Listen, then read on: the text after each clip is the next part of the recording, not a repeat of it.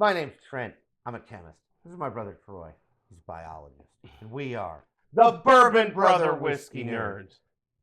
Folks, I get it. It's a sad time of year. The weather's bad. It's cold outside. Sort of dreary. You haven't seen the sun in a while. Here to help you are the Bourbon Brother Whiskey Nerds. What you really need at this time is some love. You need that warm hug wrapped around you. What you need is some TLC. And so we're going to give you some TLC in a new segment we're going to call Troy's Libation Corner, here to make you a bourbon cocktail. It's our own Troy Snyder. Troy, thanks. Hey, actually, we've got 2 whiskey cocktails for you. Very exciting. So I've maybe mentioned this before on the channel. I don't remember. It's not important. I am not a good cocktail maker. The person who's the most frustrated by this is not even me, but the bourbon sister, my better half, Emily, who has to come to Troy's house to get a good bourbon cocktail. I've tried. I can't do it. She's tried. I'm not even sure she's great at it. Troy is good at making cocktails.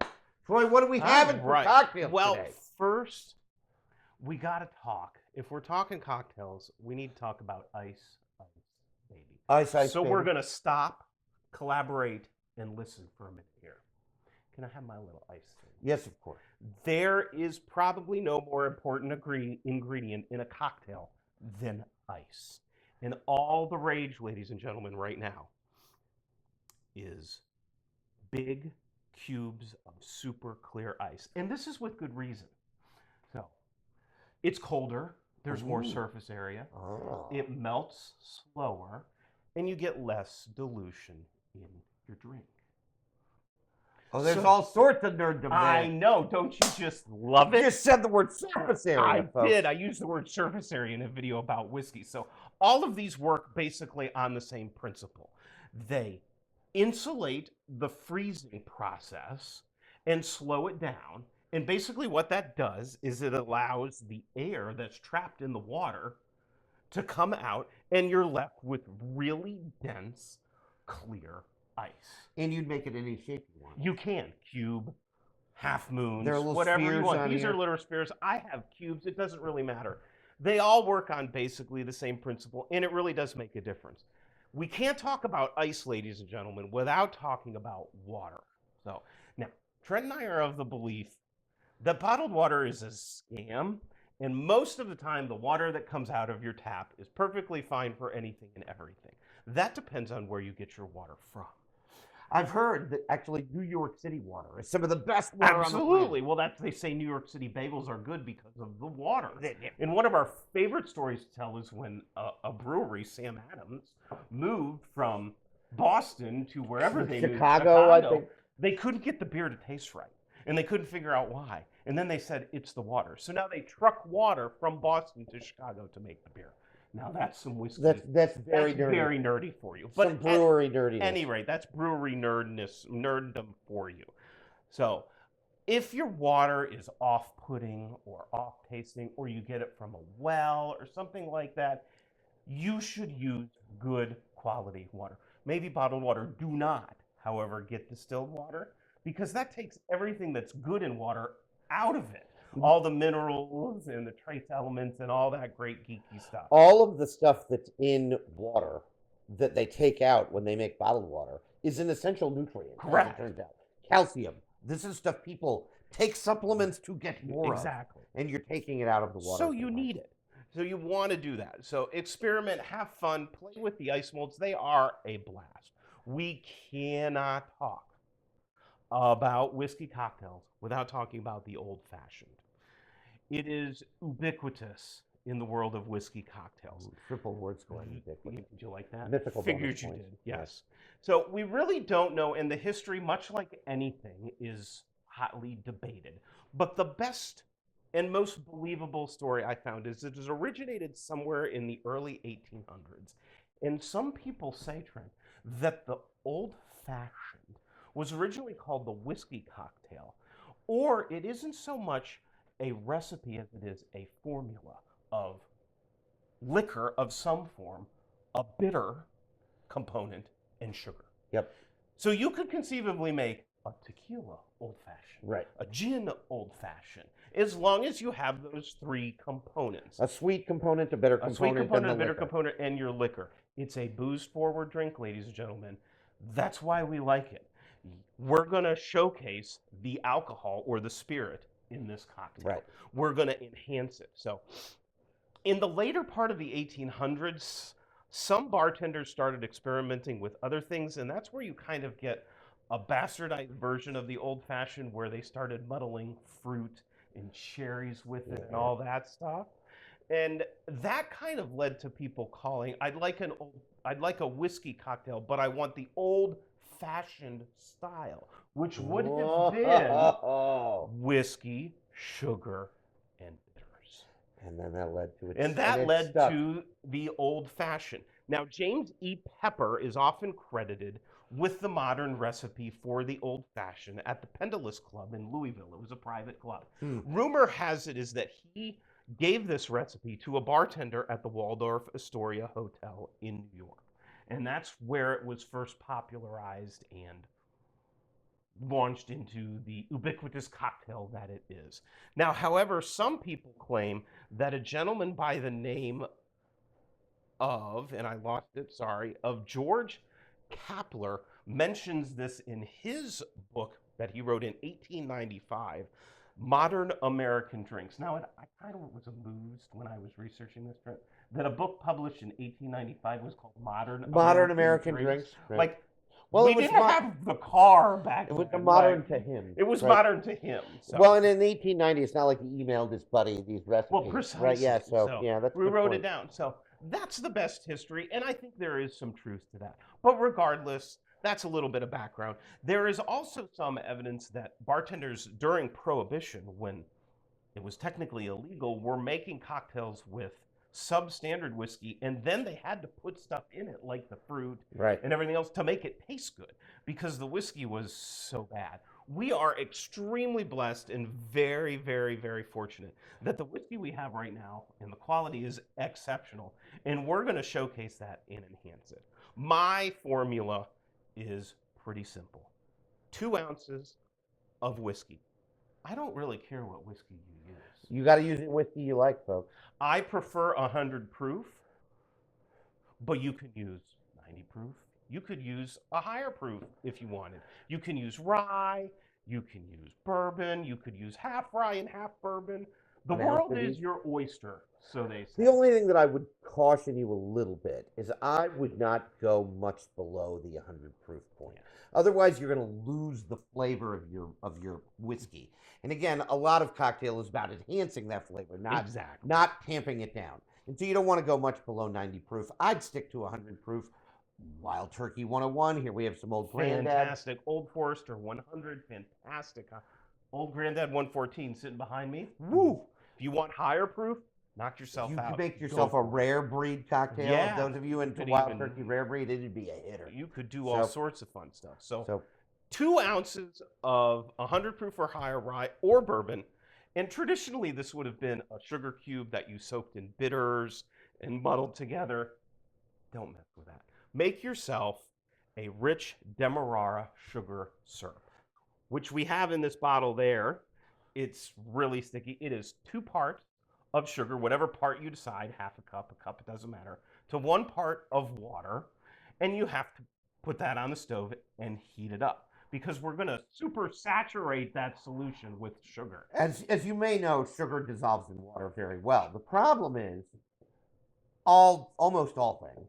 One exception would be ethanol, which is interesting, but almost all things are only soluble in water to a degree. Sooner or later, you can't put any more in there, and so that's what happens to the sugar. One of the big things, if you go to one of these swanky bars, they're probably making some sort of infused simple syrup. You can put rosemary leaves in your simple syrup. You can do all sorts of things with your simple syrup. Troy's chosen to use brown sugar in simple syrup. Yeah, Demerara sugar. Basically brown sugar that has all of the molasses in it still. So you get those roasted toffee molasses. It's going to make for a more of a dark and brooding cocktail. And it's just easier than muddling a sugar cube. So we need about 1/4 ounce of this. So. Oh, I'm so excited. It's fun. Yeah, big believer in some of the fun chemistry going on here, the super saturation. What do we need now? Some bitters? We need some bitters, and there are hundreds upon hundreds That, of different bitters. that might Oh be an my. underestimate. I But know. I can't even get the lid off of it. There this we is go. Angostura bitters. This is Angostura bitters. Probably a little bit more expensive, but well worth it. They're probably the most. About 4 dashes of bitters. And bitters is interesting in that it's exactly what it sounds like. It's a bunch of different aromatics, and if you tried it, it would taste pretty nasty. But in a cocktail, it's very aromatic, hence the name, and it really does quite a bit for us. And then we're going to do 2 ounces or so of our whiskey. That might be a little generous, but we're amongst friends. I usually make doubles just because who doesn't want more than one? Right, yeah, silliness. I mean, that's ridiculous. And then we're going to give this a bit of a shake just to mix that stuff up. Doesn't have to be terrible long. You notice I did not put any ice in this because I don't want to put ice in this. I don't want to dilute it out.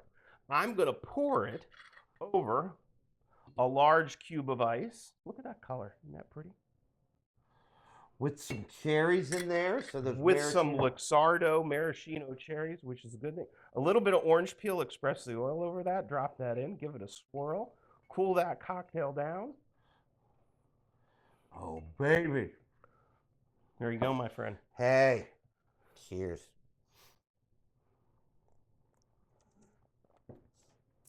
On the nose, I'm getting a lot of orange, right? Like the orange dominates. Oh, the sweet and bitter interplay there is the most fun thing. And I'm digging the high rye nature of our particular bourbon here. So again, you get the cocktail notes, really well balanced. If you're into watching bartenders work, bartenders know that all cocktails need to be balanced. You can't have too much alcohol, too much sweetness, too much sour, too much bitter, too much booze, not enough booze, right? Like, you got to do it right or it's going to suffer. Just a well-balanced cocktail. Yeah, and think of it like a perfect chord in music. That's really what it is. There's 3 notes, and they all form together to make this perfect harmonize, chord. That's right? Yep. It really is quite. So that is my version of an old fashioned. And I'm going to tell you, they're pretty damn good. So, I think it reads as a very whiskey-forward cocktail. Yes. It's not going to be something where you hide the flavor of the whiskey.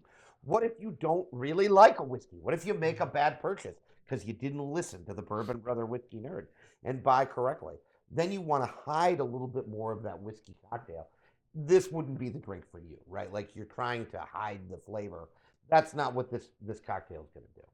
No.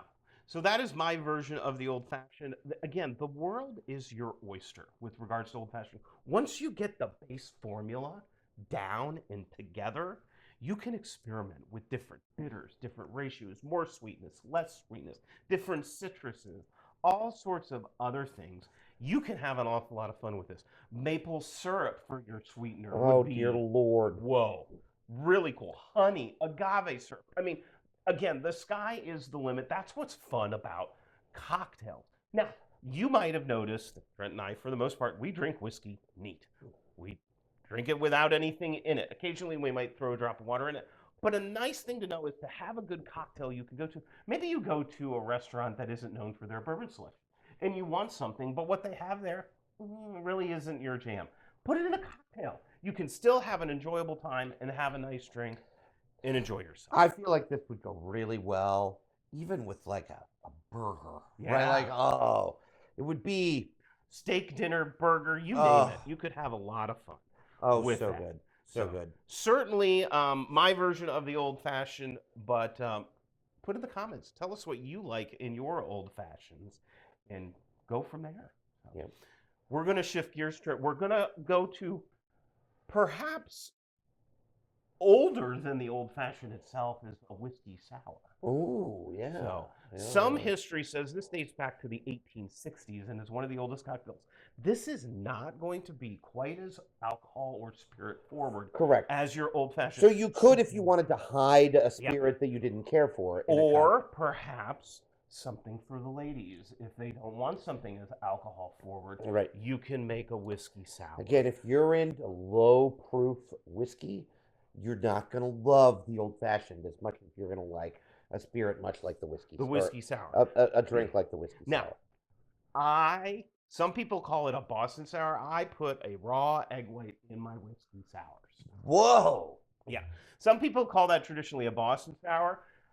Legal caveat, there is a small risk of salmonella when using raw egg products. Yeah, So Sandy Stern and Rusty Savage, that's right. legal team here at Bourbon Brother Whiskey Nerds.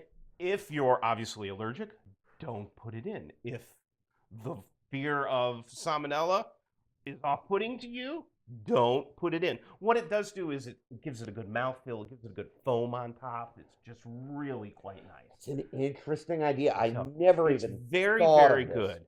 Yeah. You can, and I just learned this, you can actually substitute the egg white for something called aquafaba, which apparently is the water Sounds that- like a cologne. that I know that chickpeas are canned in. What? I know.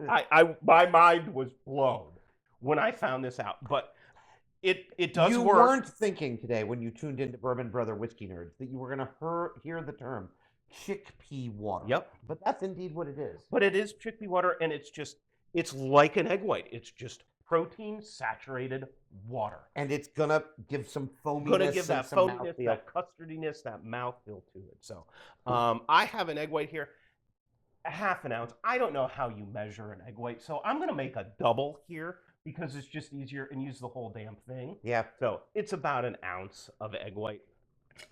I know that there is no sour mix here purchased at the store. There is, well, and there's a reason for that, because if you're making cocktails, I got to tell you folks, buy fresh citrus, squeeze it, and use it, because it makes all the difference in the world. Even people who say, like, make your own mayonnaise, like, Yeah. it'll change your life, right? Like, It really, truly will.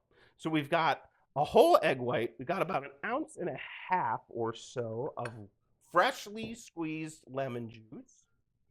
oh, baby. I watched him squeeze the lemon earlier, folks. Like, we're in the dining room. He was in the kitchen squeezing the yogurt. Got about Not making this up. an ounce of my rich Demerara syrup here. Are the bitters going in here? Or no. Yep, there's some bitters going in there All right, too. we'll get those But ready. they're going to be a little bit of a garnish. We're going to have a little fun with those.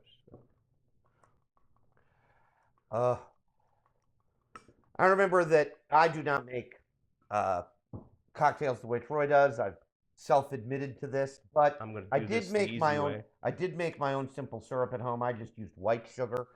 You can keep simple syrup for an astonishing amount of time in just your refrigerator. I would refrigerate it, otherwise little bugs, both visible and invisible, are going to go after your simple syrup because obviously it's really sweet. But you can keep it in the refrigerator for an astonishing amount of time. And we're going to do about 3 ounces of our whiskey. So an ounce and a half each, right? Yep. We're making if a we're double. making a single, we're making a double here because of the egg white. We're going to give this a pretty aggressive shake. Got to froth up We're that gonna egg froth white. up that egg white and break that egg white up. You can do a second shake after this with ice. I just pour it over another large cube because that's me. Hey, you know what? You guys need to have like little whiskey cocktail parties. If nothing else, it's a good way to get rid of your whiskey that you don't like. That you don't like to drink neat. I'm going to pour this over. Look at that frothiness. That's from the egg white, folks. Look at how that is coming out. We're going to let that sit for a minute or so. That foam is going to rise to the top. Principles of physics. I know we got the science, density, physics, the density everything. rises to the top. That's We right. got frothy egg whites. Oh, so good. And then you can have a little fun with your bitters. I just like to drip a little bit right on the top. It looks kind of pretty. It does. There's a nice color change Nice there. color change there. And that is Troy's version of a whiskey sour. All right, we're taking a sip here. I've signed the waiver, legal, just so you know. Sandy Stern and Rusty Savage are.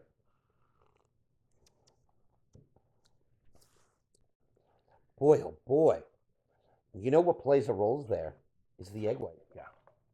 It's the mouthfeel. It's a deep drink, right? Like it's actually got depth, Mm-hmm. right? Really, really interesting. I think it's almost desserty. Yeah. That custardy. This is what you have for dinner. This is what you have for dessert. There you go. It's almost desserty, and you get that hint of bitters right at the front from the float on the top. Woo! No, it's a sour cocktail. Well, right. It's It reads as a sour cocktail. Yeah. It's not as booze forward as the old fashioned is. It's gonna be sour. So if you like that, definitely. I like how the high rye is playing off of this. I'm really digging the high rye and the old fashioned. I don't know that I get quite as much of it here, but of course that's part of the point. Correct. Right? Like you're covering the spirit a little bit more with the cocktail ingredients. I just used it because it's what I had in front of me. Well, and again, a lot of times I make whiskey sours with Buffalo Trace. Oh yeah, nothing wrong with that, right? So, again, you want to pick what you want to pick. If you're into sweeter bourbons like a Buffalo Trace, use those. If you're into more high rye bourbons like Old Granddad, use those, right? You do what you do. Absolutely. This is why whiskey can be so much fun. There's so many ways to go. So that's a couple whiskey cocktails for you. There are a lot more we could talk about. Well, and again, if you're enjoying this episode, if you're into whiskey cocktails, leave us a comment. Make sure, as always, you like, subscribe, share, tell your friends, stop random strangers on the street. Ask them for a date if you're single. If you're not single, that tends for problems. And then recommend the Bourbon Brother Whiskey Nerds to them. And if you like this, we could do it again. We could. Troy's Libation Corner could come back. We could hit you with some more. Maybe a Manhattan? A TLC. Or the ubiquitous cocktail outside of the old-fashioned, the Sazerac. Ooh. Which is a fun cocktail. Which does not need to be made with Sazerac. It does not. You could. But you don't have to. But we could talk about that. I will leave the recipes for these in the description below for everybody. Folks. So you have what more do you want from us? And certainly if you have any other questions, just hit us up in the comments. You can email us at bbwn@gmail.com. If you have a longer question, folks, as always, cheers. Drink what you like. Like what you drink. Bye, everyone.